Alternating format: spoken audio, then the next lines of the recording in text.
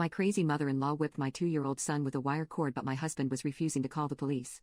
When our son was born, my husband and I both agreed that no one was allowed to reprimand him beyond timeouts but us. This rule especially applies to mother-in-law.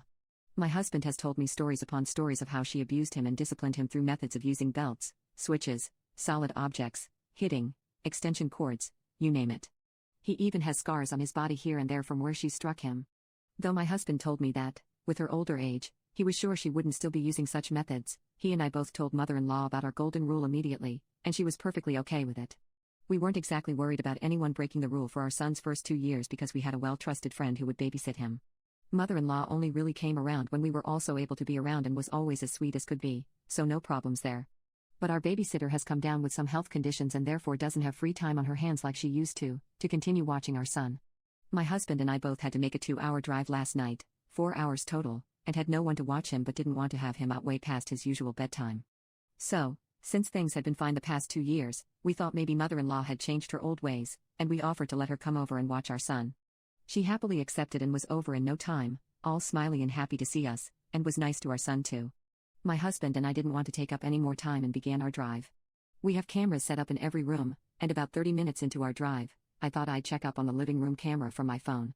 What I saw absolutely horrified me. My little 2-year-old son was on his hands and knees, screaming and crying, as I watched this woman strike his back with a wire cord. Like it was a whip. I went backward to see what the camera had previously recorded, to see why she was doing what she was doing, and it showed him.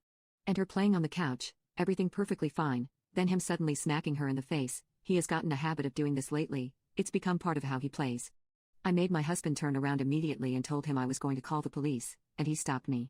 He has a lot of love for his mother, but this is our baby being hit like he's not even a human being, for God's sake. I didn't even try to argue. I called mother-in-law and told her that I saw everything and that if she even laid a finger on him within the next 30 minutes I'd have her arrested. She wasn't even there when we got home. She had left our son there by himself about 10 minutes before we'd arrived.